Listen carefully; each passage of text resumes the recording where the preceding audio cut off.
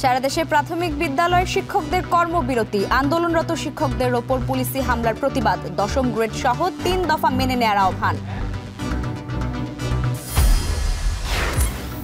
ফেব্রুয়ারির প্রথমার্ধে নির্বাচনে অটল সরকার, রাজশাহীতে আইন উপদেষ্টা। ঠাকুরগাঁওয়ে ৩ দিনের সফরে মির্জা ফখরুল, নেতাকর্মীদের উচ্ছ্বাস। বিশ্ববাজারে ভোগ্য পণ্যের দর স্থিতিশীল হলেও দেশে প্রভাব নেই। ডলারের মূল্য সংশোধন ও বাজার ব্যবস্থাপনার ত্রুটি সারাতে নজরদারির পরামর্শ। আন্তর্জাতিক হতে এখনও অপ্রস্তুত কক্সবাজার বিমানবন্দর, ঘোষণা দিয়েও ১২ দিনের মাথায় স্থগিত। রানওয়ে শেষ হলেও শেষ হয়নি টার্মিনাল নির্মাণ। এবং ১৫০০ কোটি টাকার পাবনা স্টেশনে সারাদিনে মাত্র একটা ট্রেন, শিডিউলে পরিবর্তনের যাত্রী ভোগান্তি, ঢাকা রুট চালুর দাবি।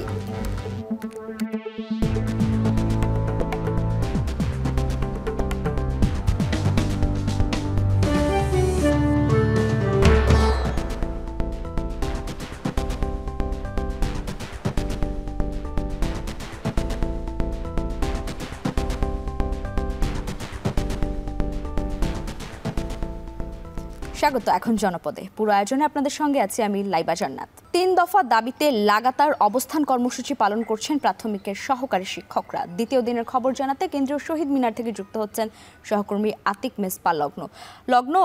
একটু জানাবেন, শহীদ মিনারের শিক্ষকদের অবস্থান কর্মসূচি ছাড়া আজকে আর কি কর্মসূচি রয়েছে, আর এখনকার কি পরিস্থিতি দেখছেন?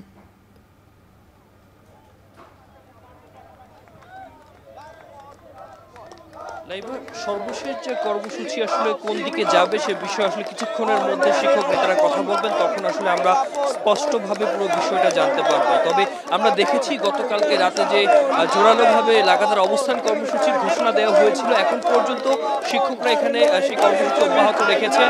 আমরা সকাল থেকে দেখেছি যারা শিক্ষকরা রয়েছেন তারা কিন্তু এখানে অবস্থান করছেন। আমরা তাদের সাথে কথা বলেছিলাম, বেশ কিছু বিষয় কিন্তু তারা আসলে আমাদেরকে জানিয়েছেন, বেশ কিছু বিষয় স্পষ্ট করে বলেছেন যে যেহেতু আসলে গতকালকে বেশ কয়েকজনের হতাহতের একটা সংবাদ এবং তারা দাবি করছেন, সেই জায়গা থেকে তারা তাদের নির্ধারিত ৩ দফা দাবির পাশাপাশি একটা বিচারিক দাবি নিয়ে এসেছেন। অর্থাৎ তারা দাবি করছেন আসলে গেল দিনে আসলে পুলিশের সাথে তাদের যে সংঘর্ষের ঘটনা হয় সেটিকে তারা হামলা দাবি করে তার জোরালোভাবে দৃশ্যমান বিচারের জন্য তারা কিন্তু এখানে দাবি করছেন। একই সাথে যেহেতু সারা দেশে আসলে শ্রেণী কার্যক্রম বন্ধ রাখা হয়েছে, সেই শ্রেণী কার্যক্রম বন্ধ করে আসলে সকল শিক্ষককে বিভিন্ন বিভাগীয় এবং মফস্বল থেকে যে শিক্ষকরা রয়েছেন সবাইকে আসলে ঢাকার দিকে আহ্বান জানানো হয়েছে। তারা বলছেন যে বিভিন্ন বিভাগীয় এবং মফস্বল শহরগুলোতে আসলে লাগাতারভাবে কর্মসূচি পালন করা হচ্ছে, সেটিকে জোরালো করার পাশাপাশি তারা আসলে সারা বাংলাদেশের বিভিন্ন বিভাগীয় শহর, জেলা শহর কিংবা উপজেলা শহরে যারা আসলে প্রাথমিক শিক্ষক রয়েছেন তাদেরকে আসলে ঢাকার দিকে আহ্বান জানিয়েছেন। আমরা কয়েকজনের সাথে কথা বলেছিলাম, তারা আসলে বলেছেন তাদের যে নির্ধারিত ৩ দফা দাবি রয়েছে যতক্ষণ পর্যন্ত না ৩টি দফা দাবি আসলে পূরণ হবে ততক্ষণ পর্যন্ত তারা আসলে জোরালোভাবে কঠোরভাবে আসলে এখানে আন্দোলন গড়ে তোলার একটা কথা বলেছিলেন। আমরা দেখেছি যে অনেকেই আসলে সারাদিনের পর রাতভর এখানে অবস্থান কর্মসূচি পালন করেছেন এবং আমরা অনেকে দেখেছি ব্যান্ডেজ থেকে শুরু করে সামান্য থেকে বা গুরুতর যারা আহত হয়েছে তারাও আসলে এখানে এসেছেন। তারা আসলে বলছেন যতক্ষণ পর্যন্ত না তাদের সেই দাবি আসলে চূড়ান্ত পর্যায়ে যাচ্ছে বা যতক্ষণ পর্যন্ত সেই দাবি আসলে মেনে নেওয়া না হচ্ছে ততক্ষণ পর্যন্ত তারা আসলে এখানে অবস্থান করবেন। পাশাপাশি আমরা অনেকের সাথে কথা বলেছি, তারা আসলে অন্তর্বর্তী সরকারের যারা আছেন, শিক্ষা উপদেষ্টা সহ অন্যান্য যারা আছেন, যারা আসলে এখানে গুরুত্বপূর্ণ স্টক হোল্ডার, তাদের সাথে আসলে একটা পারস্পরিক একটা আলোচনার কথাও কিন্তু তারা জানিয়েছিলেন এবং সেই আলোচনা আসলে কতদূর এগিয়ে এই বিষয়ে আসলে যারা শিক্ষক নেতৃবৃন্দ রয়েছেন তারাও আসলে পরিকল্পনা করছেন। আমরা যেহেতু কথা বলে জেনেছি যে কিছুক্ষণের মধ্যে হয়তো বা শিক্ষক নেতারা যারা রয়েছেন তারা আসলে আমাদের গণমাধ্যমের সাথে কথা বলবেন। যেহেতু গতকালকে নির্ধারিত কর্মসূচি হলো, সেই কর্মসূচিকে আসলে অনির্দিষ্টকালের জন্য ঘোষণা দেওয়া হয়েছে, সেই পর্যন্ত আসলে সেই কর্মসূচি কোন দিকে যাবে বা কোন ধরনের কর্মসূচির মধ্যে যাবেন বা সারা বাংলাদেশের বিভিন্ন জেলা উপজেলা কিংবা মফস্বলগুলোর যারা শিক্ষকরা রয়েছেন তাদেরকে আসলে কিভাবে এখানে সংযুক্ত করবেন কিংবা তাদের সামনের পরিধি আসলে কোন পর্যায়ে যাবে, সব বিষয় আসলে তারা আসলে পারস্পরিকভাবে আলোচনা করে তারপর গণমাধ্যমে কথা বলবেন। একই সাথে তারা আসলে এখানে যখন স্লোগান দিচ্ছিলেন, স্লোগান এবং প্লাকেটের পাশাপাশি তারা কিন্তু বলছিলেন যে যারা গুরুত্বপূর্ণ স্টক হোল্ডাররা রয়েছেন, পাশাপাশি যারা আসলে রাজনৈতিক যারা নেতৃবৃন্দ রয়েছেন তাদেরকেও আসলে আহ্বান জানিয়েছেন যে তাদের সাথে পুনর্দস্তুর একাত্মতা জানানোর জন্য। তো লাইভে এই ছিল আমার এখান থেকে সর্বশেষ, পরবর্তীতে হয়তো আরো বিস্তারিত জানাতে পারবো। লাইভে তিন দফা দাবিতে লাগাতার অবস্থান কর্মসূচি পালন করছেন প্রাথমিকের সহকারী শিক্ষকরা। আর সে খবরই জানছিলাম আমাদের সহকর্মী আতিক মেজবা লগ্নর কাছ থেকে।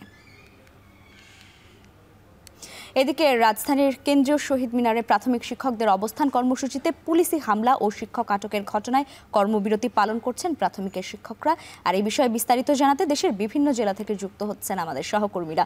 শুরুতেই যাচ্ছি চট্টগ্রামের সহকর্মী কাজী মাহফুজের কাছে। মাহফুজ, আপনার কাছে জানতে চাইছি দাবি আদায়ের বিষয়ে চট্টগ্রামের শিক্ষকরা কি বলছেন?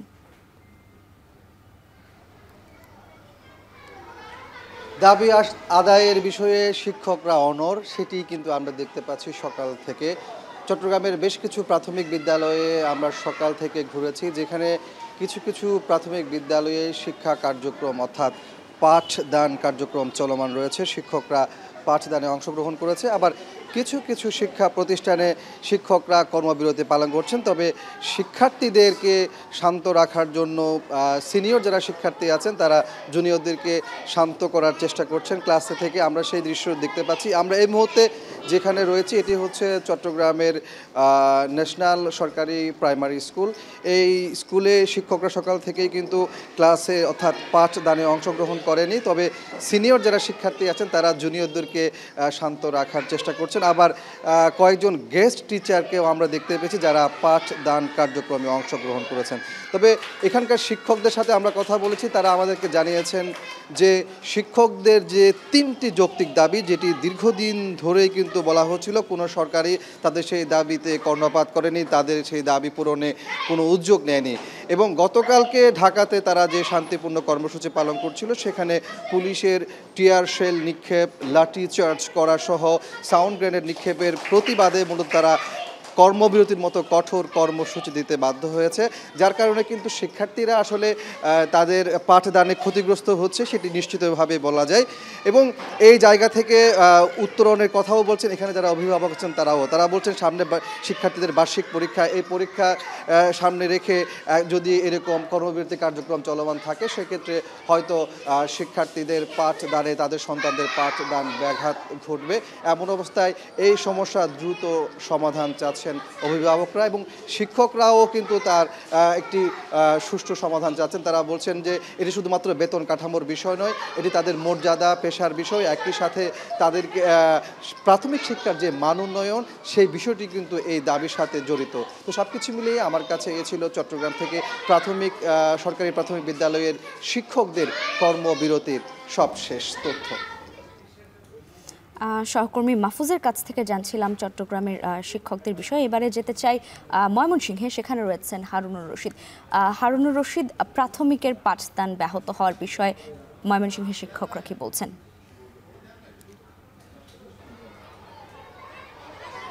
ময়মনসিংহের সরকারি প্রাথমিক বিদ্যালয়গুলো যে রয়েছে সবগুলো প্রাথমিক বিদ্যালয়ে কিন্তু সহকারী শিক্ষকরা কর্মবিরতি পালন করছেন।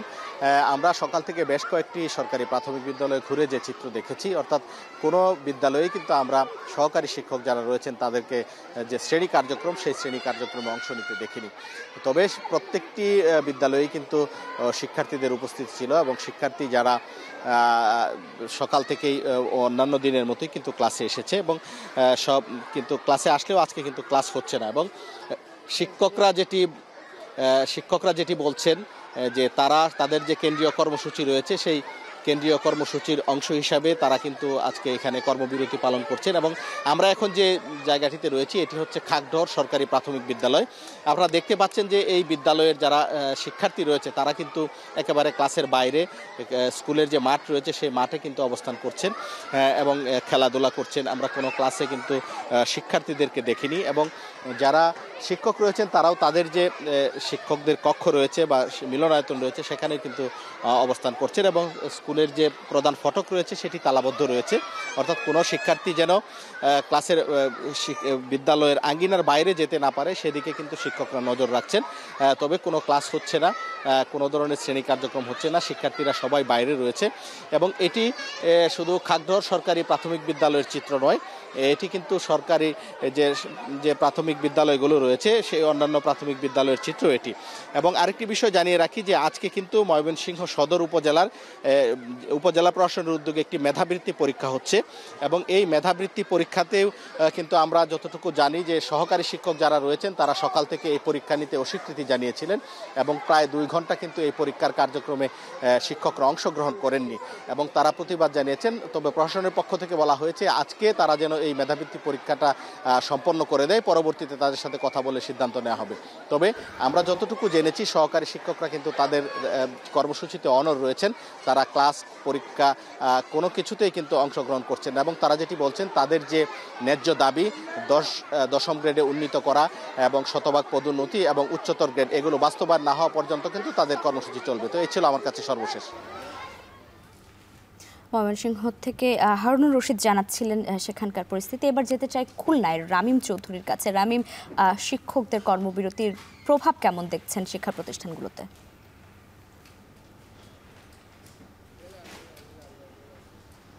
লাইবা, সারা দেশের মতো খুলনাতেও কিন্তু বিভিন্ন স্কুলে আমরা দেখেছি যে আজকে সহকারী শিক্ষকরা এবং অন্যান্য যে শিক্ষকরা আছেন সকলেই কিন্তু কর্মবিরতি পালন করছেন। আজকে নগরীর বেশিরভাগ স্কুলে কিন্তু একই রকম অবস্থা। আমি যে স্কুলটিতে রয়েছি এটি কিন্তু নগরীর ভিক্টোরিয়া ইনসেন্ট সরকারি প্রাথমিক বিদ্যালয়। এই বিদ্যালয়ে আমরা দেখেছি যে সকাল থেকেই কিন্তু কর্মবিরতি পালন করছেন এখানকার সহকারী শিক্ষকরা। তারা বলছেন যে এখানে তাদের যে কেন্দ্রীয়ভাবে যে দাবিগুলো তোলা হয়েছে 10ম গ্রেডের বাস্তবায়ন, এর পাশাপাশি শতভাগ তাদের যে শতভাগ তাদের বিভিন্ন রকম যে দাবি সেই দাবিগুলো কিন্তু তারা এখানে তুলে ধরছেন। এই মুহূর্তে আমরা দেখছি যে এখানে কিন্তু শিক্ষকরা রয়েছেন এবং এই প্রাথমিক বিদ্যালয়ের যে শিক্ষকরা তারা কিন্তু এখানে সবাই একসাথেই উপস্থিত হয়েছেন, তবে তারা কিন্তু কোনো ক্লাস পরীক্ষার দিকে যাচ্ছেন না। এখানকার যারা শিক্ষকরা রয়েছেন তারা বলছেন তাদের যে পদোন্নতি সেই পদোন্নতি কিন্তু শতভাগ করতে হবে, এর পাশাপাশি 10ম গ্রেডের যে উন্নতিকরণ যে সেটি কিন্তু বাস্তবায়ন করতে হবে। এখানে শিক্ষকরা যেটি বলছে যে মূলত গতকালকে কিন্তু শিক্ষকরা ঢাকায় যে শান্তিপূর্ণ যে কর্মসূচি তারা পালন করছিলেন সেই সময় কিন্তু শিক্ষকদের উপর হামলা হয়েছে, পুলিশি হামলা, এবং সেই হামলার যে প্রতিবাদ সেই প্রতিবাদ কিন্তু তারা জানিয়েছেন। এখানকার যারা শিক্ষকরা রয়েছেন তারা বলছেন যে এই হামলা এবং তাদের যে দাবি সেই দাবিগুলো সব কিছুই কিন্তু তাদের মেনে নিতে হবে এবং মেনে নেওয়া না পর্যন্ত কিন্তু তারা ক্লাসে ফিরবেন না। আজকে আমরা দেখেছি কিন্তু সকাল থেকে শিক্ষার্থীরা এখানে উপস্থিত হয়েছিলেন কিন্তু ক্লাস হয়নি। তো এখনও পর্যন্ত অনেক শিক্ষার্থীরা কিন্তু অপেক্ষা করছেন, অভিভাবকরা অপেক্ষা করছেন। তো সব মিলিয়ে এই ছিল আমার কাছে খুলনা থেকে শিক্ষকদের কর্মবিরতির সবশেষ খবর। এবারে চলে যেতে চাই রাজশাহীতে রয়েছেন সহকর্মী কাজী মারুফ। কাজী মারুফ, আমাদের বাকি সহকর্মীরা যেমন তাদের জেলার খবর জানাচ্ছিলেন, রাজশাহীতে শিক্ষকরা কিভাবে কর্মবিরতি পালন করছেন?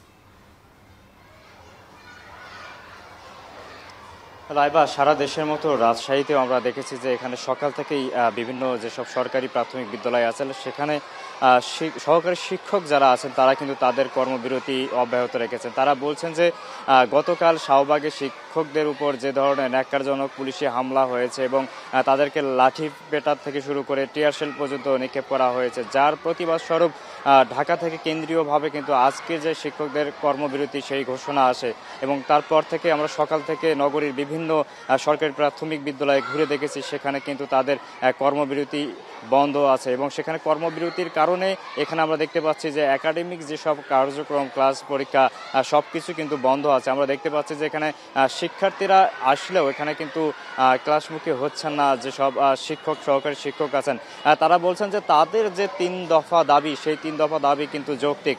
3 দফা দাবির প্রথম যে দাবি তারা বলছেন যে তারা বর্তমানে যে গ্রেডে চাকরি করছে সেটি 13তম গ্রেড এবং তারা চাচ্ছেন যে 10ম গ্রেডে যাতে তাদের পদোন্নতি করা হয় এবং দ্বিতীয় দফা যে দাবি সেটি হচ্ছে তাদের যে বিভাগীয় শহরে তারা থাকেন সেখানে যাতে পদোন্নতি দেওয়া হয়, এবং তৃতীয় আরেকটি দাবি সেটি হচ্ছে তারা 10 থেকে 16 বছর যখন চাকরি করে সেই ক্ষেত্রে তাদের যেন ভাতা দেওয়া হয়। এই 3 দফা দাবি নিয়েই কিন্তু শিক্ষকরা যখন ঢাকায় তাদের কর্মসূচি পরিচালনা করেন সেই সময় কিন্তু পুলিশের এই হামলা হয়। সেই হামলার প্রতিবাদ স্বরূপ কিন্তু আমরা দেখতে পাচ্ছি রাজশাহীতেও শিক্ষকরা কাশিয়াডাঙ্গা যে সরকারি প্রাথমিক বিদ্যালয় আমি এখন আছি সেখানেও তারা দেখতে পাচ্ছি যে কর্মবিরতিতে আছেন, এবং তারা বলছেন যতক্ষণ না পর্যন্ত কেন্দ্রীয়ভাবে কোনো সিদ্ধান্ত না আসে এবং তাদের পক্ষে যে যৌক্তিক সিদ্ধান্ত যদি না আসে তাহলে তারা কেন্দ্র যেভাবে তাদের কর্মসূচি ঘোষণা করবে সেই কর্মসূচিকে পূর্ণ সমর্থন জানিয়ে তারাও কিন্তু তাদের এই কর্মসূচি চলমান রাখবেন বলেও কিন্তু আমরা জানতে পারছি। লাইবা, রাজশাহী থেকে আমার কাছে এই ছিল শিক্ষকদের কর্মবিরতির সবশেষ তথ্য। রাজধানীর কেন্দ্রীয় শহীদ মিনারে প্রাথমিক শিক্ষকদের অবস্থান কর্মসূচিতে পুলিশি হামলা ও শিক্ষক আটকের ঘটনায় কর্মবিরতি পালন করছেন প্রাথমিকের শিক্ষকরা। আর এই বিষয়ে বিস্তারিত জানাতে দেশের বিভিন্ন জেলা থেকে যুক্ত ছিলেন আমাদের সহকর্মীরা। বিশ্বব্যাপী তেলের সরবরাহ বেড়ে যাওয়া, ডলারের বিপরীতে স্বর্ণের চাহিদা বৃদ্ধি সহ নানা কারণে বিশ্বব্যাপী ভোগ্যপণ্যের বাজার কিছুটা স্থিতিশীল হলেও বিপরীত চিত্র বাংলাদেশে। দেশের বাজারে ঊর্ধ্বমুখী ভোগ্যপণ্যের দর কারণ হিসেবে বাজার ব্যবস্থাপনায় ত্রুটি, ডলারের দাম ধরে রাখা সহ নানান বিষয়ে কাজ করছে বলে মনে করছেন ব্যবসায়ীরা। এমন পরিস্থিতিতে ভোক্তার উপর খরচের বোঝা কমাতে চাইলে সরকারকে বাজার নজরদারির সহ ডলারের মূল্য নিয়ে ভাবার পরামর্শ দিয়েছেন ব্যবসায়ীরা। আরও বিস্তারিত দেখুন শোয়েব রহমানের প্রতিবেদনে। চলতি বছর পুরোটা সময় জুড়ে বিশ্ববাজারে দাম কমার প্রবণতা ছিল ভোগ্যপণ্যের। 2025 সালে গড়ে 7% হারে কমেছে সামগ্রিক পণ্যমূল্য। 2026 সালেও একই হারে দাম কমার পূর্বাভাস দিয়েছে বিশ্বব্যাংক। ফেব্রুয়ারি থেকে বিশ্ববাজারে দাম কমেছে ক্রুড অয়েলের। এছাড়াও পাম তেল, গম, চিনির দামও কমেছে। ওঠানামায় ছিল সয়াবিন তেলের দাম। শুধু চলতি বছরই নয়, বিশ্বব্যাংকের হিসেব বলছে গেল কয়েক বছর ধরেই ধারাবাহিকভাবে কমেছে পণ্যের দাম। কারণ হিসেবে বিশ্ববাজারে জ্বালানি তেলের দাম কমা, ডলারের টালমাটাল বাজার, স্বর্ণের বাজার শক্তিশালী হওয়াকে চিহ্নিত করেছে বিশ্বব্যাংক, যার প্রভাব পড়েছে পণ্য বাজারে। ডলার সংকটের কারণে বিশ্ববাজারে দাম কমছে, ওই প্রভাবটা বাংলাদেশে খুব অল্প পরিমাণ পড়তেছে।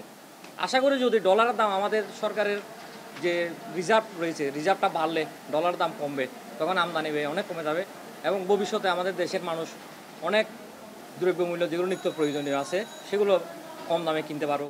অথচ বিশ্ববাজারে নিত্যপণ্যের বাজারে এমন সুবাতাস বইলেও দেশের বাজারে তার উল্টো চিত্র। দেশের মানুষকে পণ্য ও সেবা কিনতে বেশি খরচ করতে হচ্ছে। দেশের বাজারে দাম না কমার অন্যতম কারণ ডলারের দামের বিপরীতে টাকার অবমূল্যায়ন। আমদানিতেও চাপ বেড়েছে।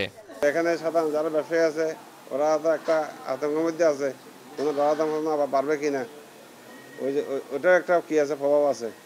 তো আমি আশা করি এখানে যে বিদেশে যখন বহির্বিশ্বে যখন ডলার দাম কমছে, আমাদের দেশের ডলার দাম যদি একটু সমান অবস্থায় রাখা যায়, একটু যদি কমানো যায়, তাহলে সাধারণ মানুষের সব কিছু নাগালে আসবে।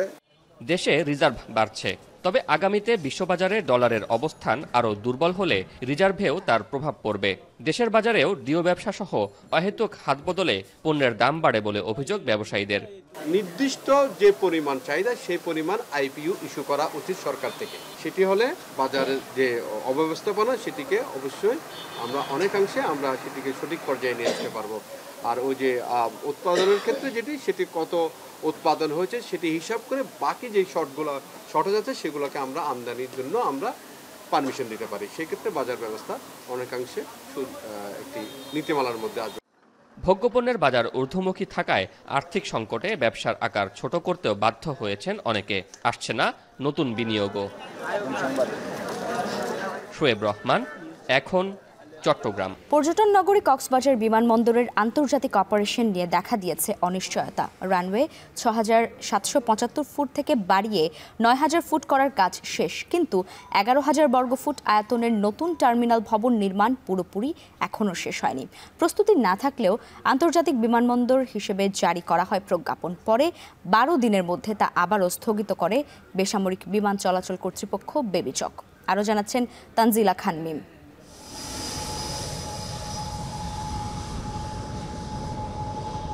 আধুনিক রানওয়ে, প্রশস্ত টার্মিনাল, আর অত্যাধুনিক যাত্রী সেবা। সব মিলিয়ে দক্ষিণ এশিয়ার দীর্ঘতম সমুদ্র সৈকতের পাশে গড়ে তোলা হয়েছে অত্যাধুনিক এই বিমানবন্দর। গত 12 অক্টোবর কক্সবাজার বিমানবন্দরকে আন্তর্জাতিক বিমানবন্দর হিসেবে প্রজ্ঞাপন দেয় বেসামরিক বিমান পরিবহন ও পর্যটন মন্ত্রণালয়। তারপর সেই মাসেই কক্সবাজার থেকে ঢাকা হয়ে কলকাতা ফ্লাইট চালুর প্রস্তুতি নিচ্ছিল বিমান বাংলাদেশ এয়ারলাইন্স, কিন্তু 12 দিনের মাথায় স্থগিত করা হয় সেই সিদ্ধান্ত। একাধিক সূত্রে জানা যায় বিদেশি কোনো এয়ারলাইন্স এখনই কক্সবাজার থেকে আন্তর্জাতিক রুটে ফ্লাইট চালাতে আগ্রহ দেখায়নি, কারণ পর্যাপ্ত যাত্রী সংখ্যা এবং বাণিজ্যিক সুবিধার নিশ্চয়তা এখনো মেলেনি এই বন্দরে। এছাড়া আন্তর্জাতিক রুট পরিচালনা করতে হলে জ্বালানি সরবরাহ, গ্রাউন্ড হ্যান্ডলিং, কাস্টমস ও ইমিগ্রেশন সাপোর্টের খরচ ঢাকায় যা হয় কক্সবাজারে তা কয়েক গুণ বেড়ে যাবে বলে মনে করে এভিয়েশন অপারেটরস অ্যাসোসিয়েশন। এখানে এয়ারক্রাফট নেমে রিফিউল করে যাবে অত্যন্ত খোরাযুক্তি। আজকালকার দুনিয়াতে কেউ এই কক্সবাজারের মতো জায়গায় নেমে রিফিউল করে যাবে না, এবং আমাদের দেশে যেখানে তেলের দাম সবচেয়ে বেশি সেখানে তো প্রশ্নই ওঠে না। অতএব এই পুরো প্রজেক্টটাই ছিল একটা কি বলবো যে ধাপ্পার উপর তৈরি করা। দেশীয় এয়ারলাইন্সগুলোর পক্ষ থেকেও বলা হচ্ছে কক্সবাজার থেকে আন্তর্জাতিক রুটে যাত্রা শুরু করলে খরচ এতটাই বেড়ে যাবে যে টিকিটের দাম সাধারণ পর্যটকের নাগালের বাইরে চলে যাবে। তাছাড়া এই বন্দরে আন্তর্জাতিক অপারেশন শুরু করতে হলে আরও কিছু অবকাঠামোগত প্রস্তুতি দরকার বলেও মনে করেন তারা। কক্সবাজার এয়ারপোর্টের বাইরে ইনফ্রাস্ট্রাকচার যদি আসলে এভাবে ডেভেলপ না করা হয়, আপনি দেখেন কক্সবাজারে শুধুমাত্র কিছু হোটেল মোটেল রিসোর্টের ডেভেলপমেন্টে আমরা দেখেছি, বাকি কি আসলে আর কোনো ফ্যাসিলিটিস আসলে কক্সবাজার আছে? বিদেশি এয়ারলাইন্সকে অ্যাট্রাক্ট করার জন্য বাংলাদেশ সরকারকে ইনিশিয়েটিভ নিতে হবে, সেটা বিদেশি এয়ারলাইন্সগুলোর সাথে কমিউনিকেট করে যেন তারা ডিরেক্ট ফ্লাইট কক্সবাজারে ল্যান্ড করাতে পারে। ফরেন ক্যারিয়ার্স বা লোকাল ক্যারিয়ার্স তারা কোথায় কী ধরনের মার্কেট নিয়ে ফ্লাইট পরিচালনা করতে পারবেন, এটার একটা ফার্ম প্ল্যান না জেনে ইন্টারন্যাশনাল ডিক্লারেশন দেওয়াটা হয়তো একটু প্রিম্যাচুর ছিল। মিডল ইস্টের যেই ট্রাফিকটা, সেই ট্রাফিকের একটা বড় অংশ অরিজিনেট করে ফ্রম চিটাগং, এবং চিটাগংয়ে অলরেডি ইন্টারন্যাশনাল ফ্লাইটস আছে। চিটাগংয়ের লোকজন তারা কক্সবাজারে গিয়ে ওখান থেকে ফ্লাইট নিয়ে যাবে, এইটা আশা করাটা ইজ নট ফিজিবল। এসব জটিলতা নিয়ে কেনই বা তাড়াহুড়ো করে কক্সবাজার বিমানবন্দরকে আন্তর্জাতিক হিসেবে স্বীকৃতি দেওয়া হয়েছিল, আর কেনই বা সেই সিদ্ধান্ত থেকে এত দ্রুত সরে আসতে হলো, এ বিষয়ে জানতে যোগাযোগ করা হলে কোনো মন্তব্যই করতে চাননি সিভিল এভিয়েশন। বিশ্লেষকরা বলছেন সম্ভাব্যতা যাচাইয়ের আগেই এমন সিদ্ধান্ত নেওয়া ছিল পুরোপুরি অযৌক্তিক।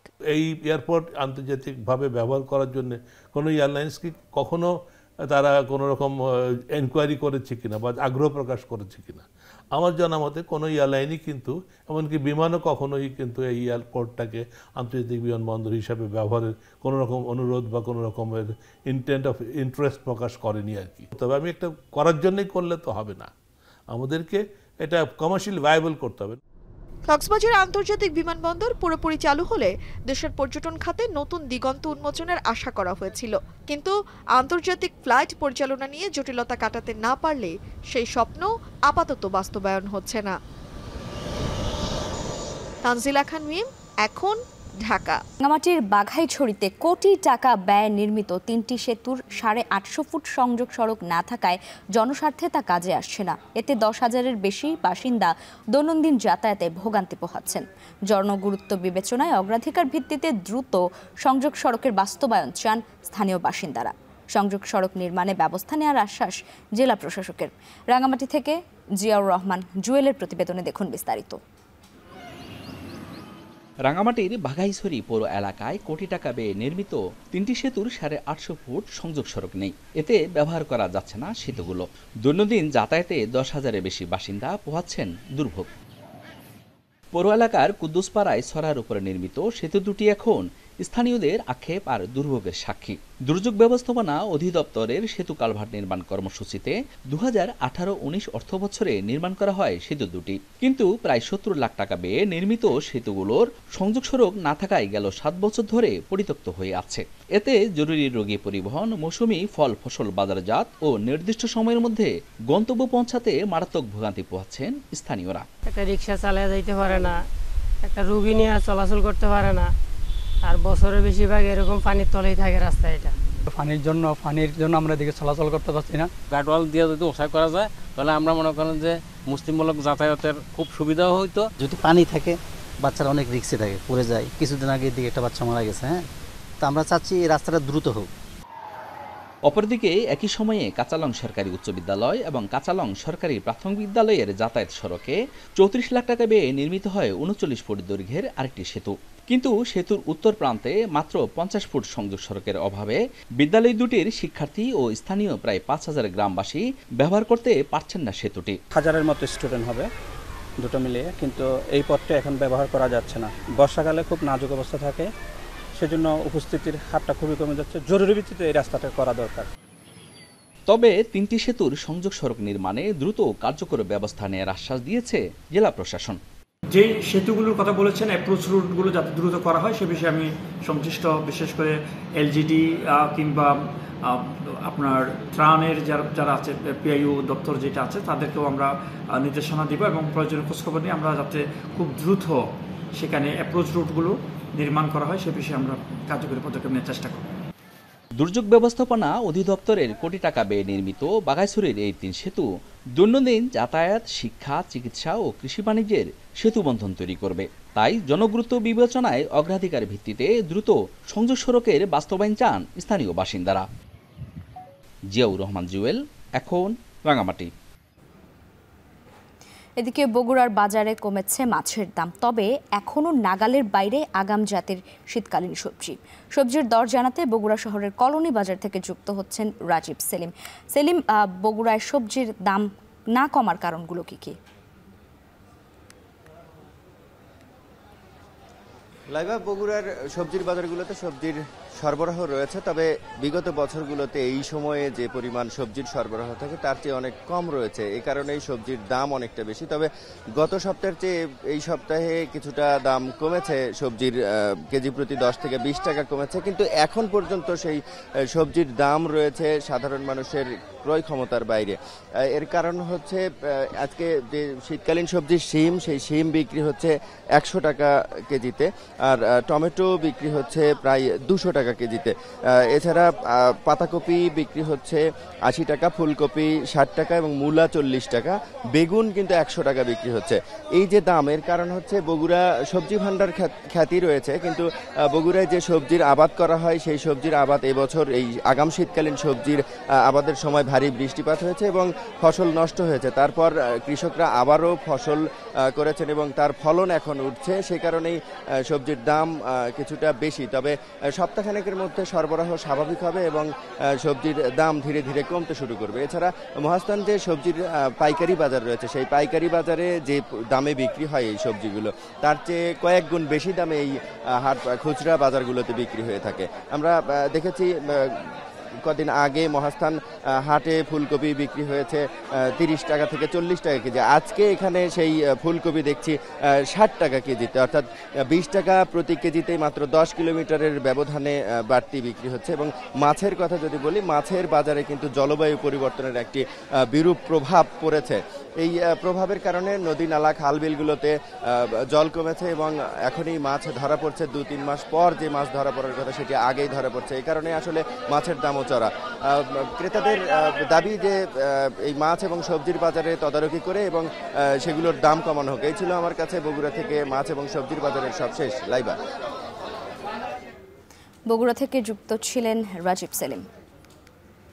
এদিকে চট্টগ্রামের খাতুনগঞ্জে কিছুটা কমেছে পেঁয়াজের দাম, আর এই বিষয়ে বিস্তারিত জানাতে পাইকারি বাজার থেকে যুক্ত হচ্ছেন শোয়েব রহমান। শোয়েব, পেঁয়াজের দাম হঠাৎ করে বেড়ে গিয়েছিল, আবার এখন কমে গিয়েছে, এই কমার কারণটা কি? ব্যবসায়ীরা কি বলছেন? লাইভা, আপনি জানেন যে বর্তমানে বাজারে যে পেঁয়াজটি বিক্রি হচ্ছে সেটি হচ্ছে মূলত হালি পেঁয়াজ, যেটি জুন জুলাই মাসে বাজারে ওঠে এবং সেটির এখন শেষ মৌসুম হওয়ার কারণে মজুদ কিছুটা কমে যাওয়াতে দাম বেড়ে গিয়েছে এবং যেটি 50 থেকে 60 টাকা কেজিতে পেঁয়াজ বিক্রি হয়েছিল সেই পেঁয়াজটি এখন গিয়ে ঠেকেছিল 100 থেকে 105 টাকা, 110 টাকা পর্যন্ত।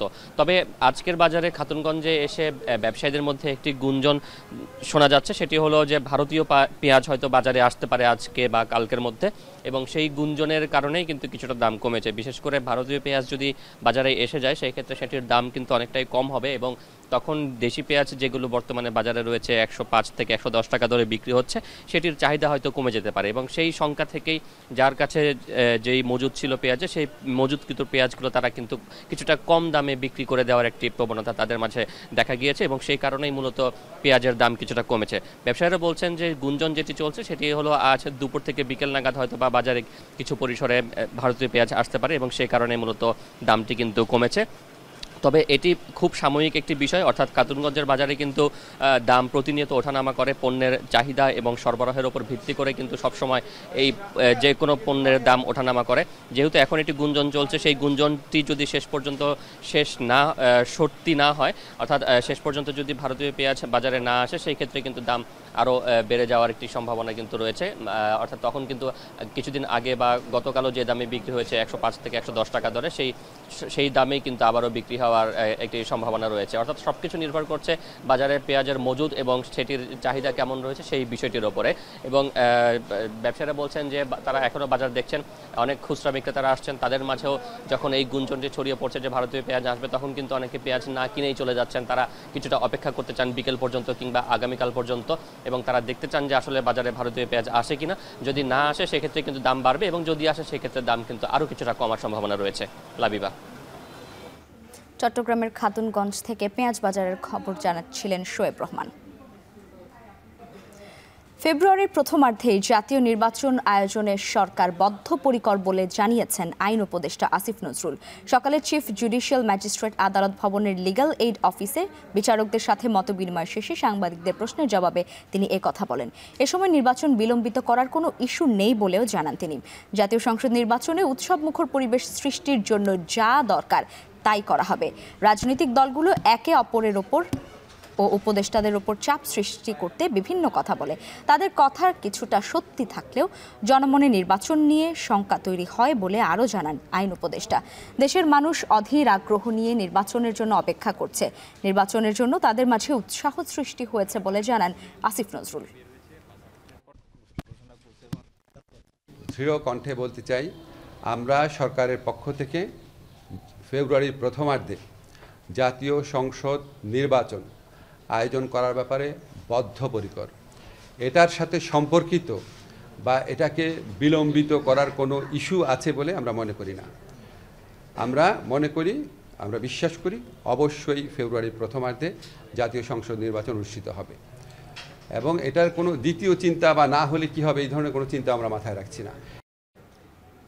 নিজ জেলা ঠাকুরগাঁওয়ে 3 দিনের সাংগঠনিক সফরে এসেছেন বিএনপির মহাসচিব মির্জা ফখরুল ইসলাম আলমগীর।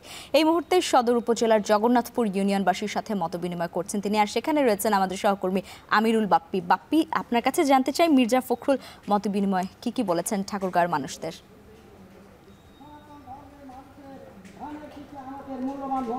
লাইবা, মির্জা ফখরুল ইসলাম আলমগীর 3 দিনের যে সাংগঠনিক সফরে এসেছেন, এই মুহূর্তে তিনি আসেননি এই ইয়েতে। আমরা খবর পেয়েছি যে তিনি রাস্তায় আছেন, কিছুক্ষণের মধ্যে চলে আসবেন। কিন্তু এই যে জগন্নাথপুর ইউনিয়ন সদর উপজেলার এখানে এই ইউনিয়নের বিভিন্ন ওয়ার্ডের যারা নেতাকর্মী আছেন তারা ইতিমধ্যেই এই সভাস্থলে এসে পৌঁছেছেন এবং তারা অপেক্ষা করছেন যে কখন এই তাদের নেতা এসে তাদের উদ্দেশ্যে বক্তব্য রাখবেন এবং তাদের সাথে মতবিনিময় করবেন। এই মুহূর্তে যারা স্থানীয় নেতৃবৃন্দ আছেন তারা এই বিভিন্ন ধরনের বক্তব্য রাখছেন এবং তারা বলছেন যে কিছুক্ষণের মধ্যেই হয়তো চলে আসবেন এবং আসন্ন যে নির্বাচন আছেন সেই নির্বাচনে ধানের শীষের পক্ষে ভোট চাইছেন এখানকার স্থানীয় নেতারা। আজকে জগন্নাথপুর ইউনিয়নের পাশাপাশি বিকালে মির্জা ফখরুল ইসলাম আলমগীর মতবিনিময় করবেন রায়পুর ইউনিয়ন, এরপরে চিলারং ইউনিয়ন এবং সন্ধ্যা 7টায় সদর ও উপজেলা জেলা ওলামা দলের সাথে মতবিনিময় করার কথা রয়েছেন এবং আগামীকাল এবং আগামী পরশু অর্থাৎ সোম ও মঙ্গলবার আগামী 2 দিনই তার আসলে একদম কম্প্যাক্ট শিডিউল যাকে বলে তার বিভিন্ন ধরনের মতবিনিময় এবং জনসভা এবং বিভিন্ন ধরনের দলের সাথে তার মতবিনিময় আছে। আমরা প্রায় 11:30টার কিছুক্ষণ আগে থেকে দেখতে পেয়েছি এই যে এখানে যারা এই জগন্নাথপুর ইউনিয়নের যারা নেতাকর্মী আছে তারা এখানে আসতে শুরু করেছেন এবং তাদের মধ্যে দীর্ঘদিন পর এই যে একটা উৎসাহ উদ্দীপনার আমি লক্ষ্য করছি এই মতবিনিময় সভাকে কেন্দ্র করে, কারণ তারা বলছেন যে দীর্ঘদিন তারা প্রায় 17 বছর তারা এই ধরনের সভা সমাবেশ করতে পারেনি এবং এই সভা সমাবেশের মাধ্যমে এবং মির্জা ফখরুল ইসলাম আলমগীর যিনি বিএনপির মহাসচিব তার মাধ্যমে যদি বিএনপি ক্ষমতায় আসে তাহলে এই অঞ্চলের উন্নয়নের দাবি করছেন এখানকার স্থানীয় যারা নেতৃবৃন্দ আছেন। আমরা ইতিমধ্যেই দেখতে পেয়েছি যে যারা জেলা এবং উপজেলার বিএনপি আছে এবং ইউনিয়ন বিএনপির যারা নেতাকর্মী আছে তারা ইতিমধ্যেই তারা এই সমাবেশ স্থলে চলে এসেছেন এবং তারা অপেক্ষা করছেন আসার জন্য। আমরা যতটুকু জানতে পেরেছি যে পথেই আছেন, হয়তো কিছুক্ষণের মধ্যেই মির্জা ফখরুল ইসলাম আলমগীর তিনি এই সভাস্থলে এসে উপস্থিত হবেন এবং এই জগন্নাথপুর ইউনিয়নবাসীর সাথে তিনি মত বিনিময় করবেন। লাইবা নিজ জেলা ঠাকুরগাঁওয়ে 3 দিনের সাংগঠনিক সফরে আসছেন বিএনপি মহাসচিব মির্জা ফখরুল ইসলাম আলমগীর, আর সে বিষয়ে জানাচ্ছিলেন সহকর্মী আমিরুল বাপ্পি। উদ্বোধনের প্রায় 6 বছর পরও জনবল সংকট আর দায়িত্বরত কর্মকর্তাদের উদাসীনতার কারণে চালু হয়নি বান্দরবানের লামা উপজেলার 10 শয্যার মা ও শিশু কল্যাণ কেন্দ্র, যার কারণে প্রতিদিন দূর দূরান্ত থেকে চিকিৎসা নিতে আসা রোগীদের দুর্ভোগ বাড়ছেই। এতে মা ও শিশু কেন্দ্রটির সুফল পাচ্ছেন না এলাকাবাসী। রিজভি রাহাতের প্রতিবেদনে দেখুন বিস্তারিত। স্বাস্থ্য প্রকৌশল অধিদপ্তরের অধীনে 4 কোটি 4 লাখ টাকা ব্যয়ে হাসপাতালটি নির্মিত হয়, কিন্তু উদ্বোধনের প্রায় 6 বছর পার হলেও জনবল সংকট আর দায়িত্বপ্রাপ্ত কর্মকর্তাদের অবহেলায় বন্ধই রয়েছে এটি। আধুনিক ভবন ও অবকাঠামো থাকা সত্ত্বেও চিকিৎসক সংকটের কারণে রোগীরা পাচ্ছেন না ন্যূনতম স্বাস্থ্যসেবা। বছরের বেশিরভাগ সময় তালাবদ্ধই থাকে হাসপাতালটি। এতে চরম ভোগান্তিতে পড়েছেন স্থানীয়রা। আমাদের এলাকায় এত বড় হাসপাতাল, আমরা অনেক সেবা পাবো, কিন্তু যা দেখতেছি ডাক্তার আসতেছে সপ্তাহে একদিন আসে, ওখানে ওষুধও দেয় কম। আমরা এখানে যে সেবাগুলো পাওয়ার কথা এর ইঞ্চিত পরিমাণ আমরা কোনো সেবা এখান থেকে আমরা পাচ্ছি না। আমরা এখন জোর দাবি জানাচ্ছি এলাকাবাসীর পক্ষ থেকে যেন আমরা এখান থেকে সঠিক সেবাটা পাই। ডাক্তার, নার্স, স্টাফ এবং ওষুধপত্র দিয়ে সরকারি সেবাটা যেন, স্বাস্থ্য সেবাটা যেন জনগণ পায়। প্রতিদিন দূর দূরান্ত থেকে চিকিৎসা নিতে এসে পাহাড়ি বাঙালি শিশু, নারী, পুরুষদের ফিরতে হয় হতাশ হয়ে। ডেলিভারি সহ জরুরি চিকিৎসার প্রয়োজনে যেতে হয় পার্শ্ববর্তী জেলায়। এ নিয়ে স্থানীয় জনপ্রতিনিধি থেকে শুরু করে সাধারণ মানুষের মধ্যে সৃষ্টি হয়েছে ক্ষোভ। ডাক্তার রাস্তাও দেখলাম না, কখন আসে সেটাও দেখি না, আর রুগী দুঃখ দেখলাম বাইরেও তো দেখা যায় না, আর কখন চিকিৎসা করে আমরা সেটাও জানি না। এখানে হাসপাতাল থাকে, এখানে চিকিৎসা যদি পাই আমাদের তো আর আমিরাবাদ যেতে হয় না, চিটাগাং যেতে হয় না। ডাক্তার কিন্তু অনেক খারাপ। কিছুদিন পর পর রং করে, কিছুদিন পর পর আপনার ফ্যান ঠিক করে, লাইট ঠিক করে, কোনো কার্যক্রম এখানে চালুই নাই। এই ব্যাপারে সংশ্লিষ্ট কর্তৃপক্ষের সঙ্গে আলোচনা করে সমস্যা সমাধানের চেষ্টা করা হবে বলে জানান বান্দরবান পার্বত্য জেলা পরিষদের সংশ্লিষ্ট এই কর্মকর্তা। 2 দিন না, ওদের তো দায়িত্ব থাকার কথা হচ্ছে সপ্তাহে যতদিন খোলা থাকে সরকারি সেবা দেওয়ার। আমাদের তো নিয়ম আছে যে সেন্টারগুলো 24 ঘন্টা ওপেন থাকার কথা। কর্তৃপক্ষের সাথে বা দিদি মহোদয়ের সাথে আমি কথা বলবো এবং এইটার সত্যাসত্য যাচাই করার চেষ্টা করব। বর্তমানে হাসপাতালে ওষুধ সরবরাহ বন্ধ। গত বছর জুনেই শেষ হয়েছে 4র্থ সেক্টর কর্মসূচি। পরবর্তী 5ম সেক্টর কর্মসূচি অনুমোদন পেলে সেবা পুনরায় চালু করা সম্ভব হবে বলে জানান এই কর্মকর্তা। অবকাঠামো আছে, কিন্তু আমাদের জনবল এখনো দেওয়া হয় নাই, যার কারণে এটা আমরা চালু করতে পারতেছি। নতুন ভাবে আবার একটা প্রজেক্ট শুরু হবে, ওইটাও এখনো অনুমোদিত হয়নি। ওইটা অনুমোদিত হয়ে গেলে তাহলে মোটামুটি আমরা যে সেবাগুলো দিচ্ছি সেই সেবাগুলো আমরা কন্টিনিউ করতে পারবো। 10 শয্যার এই হাসপাতাল ভবনের সঙ্গে রয়েছে একটি স্টাফ কোয়ার্টার। 2017 সালের 25 মে হাসপাতালের ভিত্তিপ্রস্তর ও 2020 সালের 15 ফেব্রুয়ারি আনুষ্ঠানিকভাবে উদ্বোধন করা হয়। অথচ এখনও চিকিৎসা সেবা থেকে বঞ্চিত লামার সাধারণ মানুষ। বান্দরবান এখন। সব ধরনের অবকাঠামোগত সুবিধা থাকার পরেও ঢাকা পাবনা রেল নেটওয়ার্কের সাথে যুক্ত হয়নি পাবনা স্টেশন। 1,500 কোটি টাকা ব্যয় নির্মিত স্টেশন দিয়ে সারাদিনে চলে মাত্র একটি লোকাল। তবে ট্রেনের শিডিউল পরিবর্তন করায় সেটিও কোনো কাজে আসছে না জেলাবাসীর। তবে অচিরেই ঢাকা পাবনা ট্রেন চালু হবে বলে জানান রেল সচিব। বিস্তারিত থাকছে মাসুদ রানার প্রতিবেদনে।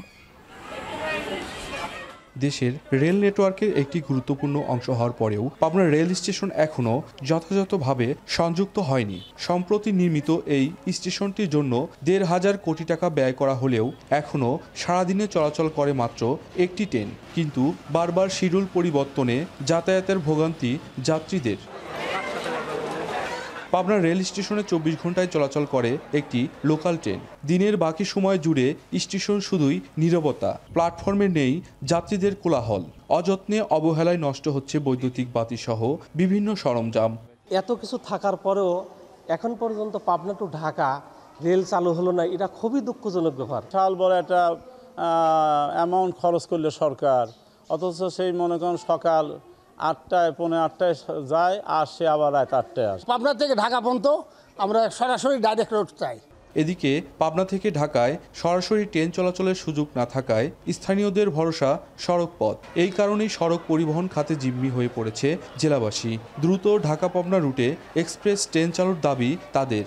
পাবনা থেকে ঢাকা হলে পরে অনেক সুবিধা, তার কারণ হচ্ছে এই মোটর মালিকরা দীর্ঘদিন এই জিনিসটাই করে রাখেছিলেন, কিন্তু এই জোট আজ পর্যন্ত খোলা যায়নি। পাবনা রেল যাতায়াতে অসুবিধা হচ্ছে, এই জন্য হচ্ছে রেল স্টেশনে ঢাকা পাবনা থেকে ঢাকা ট্রেন চালু হতে অসুবিধা হচ্ছে। তবে আশার বাণী শোনালেন রেল সচিব, শীঘ্রই ঢাকা পাবনা রুটে ট্রেন চালু হবে বলে জানান তিনি।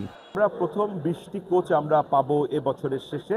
আমরা যত শীঘ্রই সম্ভব একটি র্যাক ফরমেশন করতে পারবো পাবনা ঢাকার জন্য। এই অবস্থায় সময় লাগলেও আমরা এই অবস্থাতে আমরা একটি আন্তনগর ট্রেন দেওয়ার আপ্রাণ চেষ্টা করছি।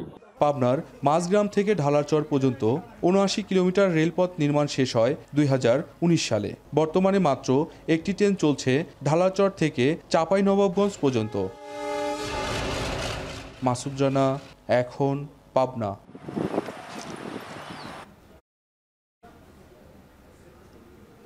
দর্শক, শেষ করছি এখন জনপদে, তবে তার আগে শিরোনামগুলো জানিয়ে দিচ্ছি আরও একবার। সারা দেশে প্রাথমিক বিদ্যালয়ের শিক্ষকদের কর্মবিরতি, আন্দোলনরত শিক্ষকদের ওপর পুলিশি হামলার প্রতিবাদ, 10ম গ্রেড সহ 3 দফা মেনে নেয়ার আহ্বান। ফেব্রুয়ারির প্রথমার্ধে নির্বাচনে অটল সরকার, রাজশাহীতে আইন উপদেষ্টা। ঠাকুরগাঁওয়ে 3 দিনের সফরে মির্জা ফখরুল, নেতাকর্মীদের উচ্ছ্বাস। বিশ্ববাজারে ভোগ্যপণ্যের দর স্থিতিশীল হলেও দেশে প্রভাব নেই। ডলারের মূল্য সংশোধন ও বাজার ব্যবস্থাপনার ত্রুটি সারাতে নজরদারির পরামর্শ। আন্তর্জাতিক হতে এখনো অপ্রস্তুত কক্সবাজার বিমানবন্দর, ঘোষণা দিয়েও 12 দিনের মাথায় স্থগিত। রানওয়ে শেষ হলেও শেষ হয়নি টার্মিনাল নির্মাণ। এবং 1,500 কোটি টাকার পাবনা স্টেশনে সারাদিনে ট্রেন মাত্র একটি, শিডিউল পরিবর্তনে যাত্রী ভোগান্তি, ঢাকা রুট চালুর দাবি। আর এই ছিল এখন জনপদে। এখন টেলিভিশন ওয়েবসাইটে দেখতে ভিজিট করুন এখন.টিভি, ফেসবুকে দেখতে ভিজিট করুন facebook.com/tv.এখন এবং এছাড়া ইউটিউবে দেখতে ভিজিট করুন youtube.com/c/echontv।